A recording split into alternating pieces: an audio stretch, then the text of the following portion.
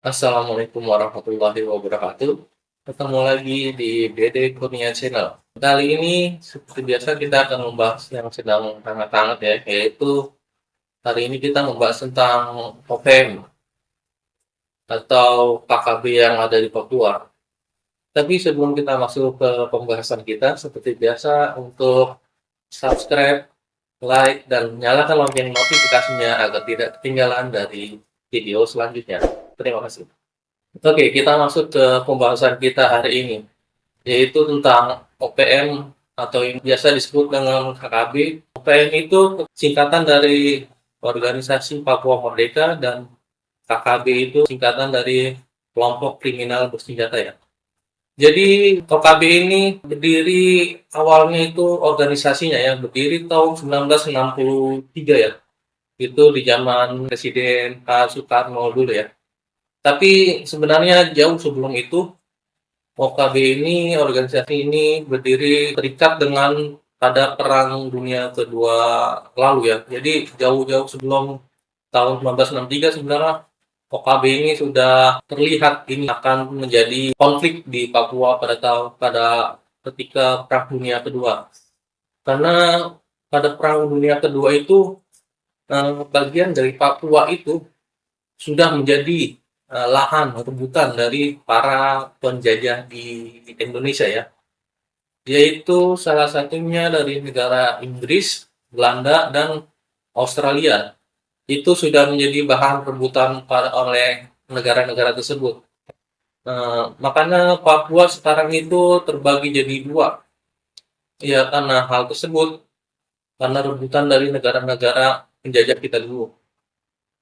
Yaitu yang di sebelah barat itu negara jajahan dijajah oleh negara Belanda, dan sebelah timur Papua atau disebut dengan Papua Nugini sekarang itu jajahan dari negara Inggris.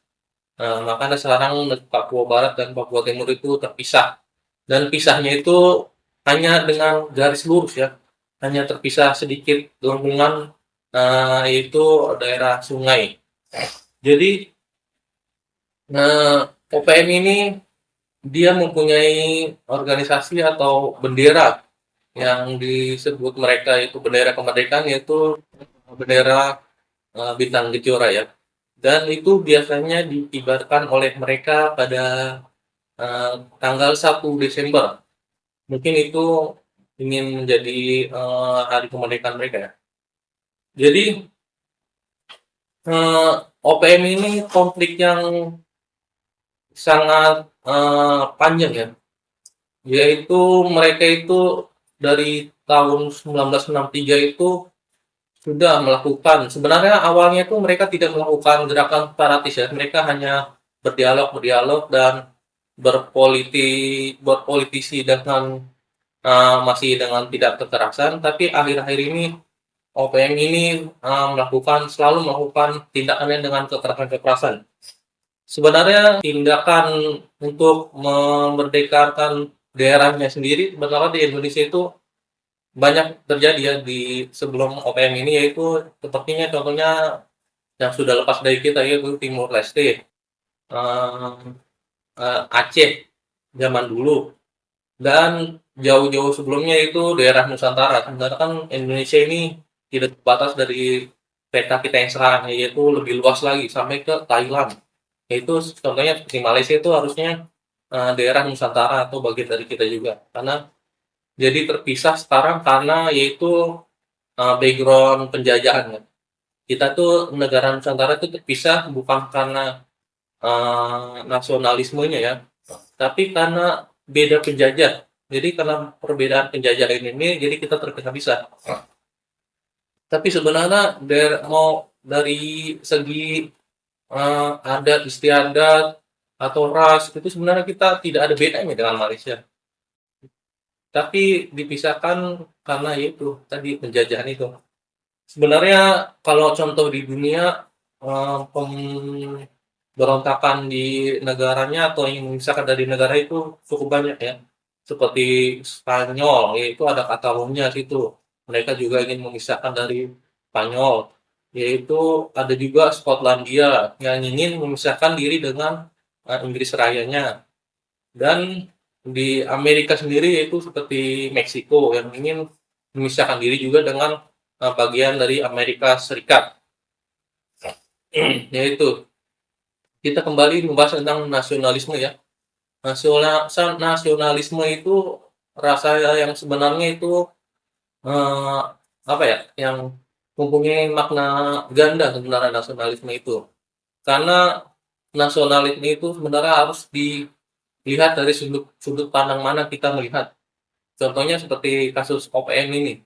Mereka itu mengatakan mereka bergerak seperti itu karena rasa nasionalisme, yaitu nasionalisme dari sisi mereka.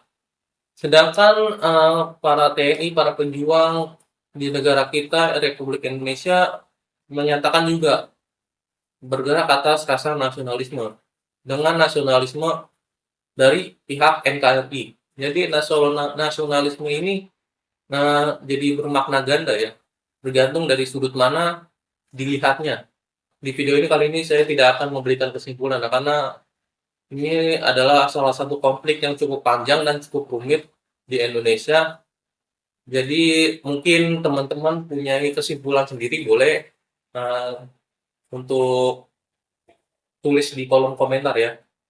Mungkin teman-teman punya ide atau punya cara untuk menyelesaikan masalah ini, karena masalah ini kalau menurut saya cukup kompleks dan cukup rumit.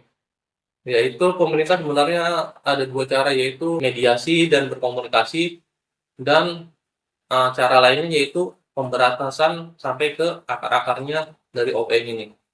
Mungkin video hari ini cukup sekian. Kita ketemu lagi di video pembahasan selanjutnya. Boleh untuk merequest pembahasan selanjutnya di kolom komentar.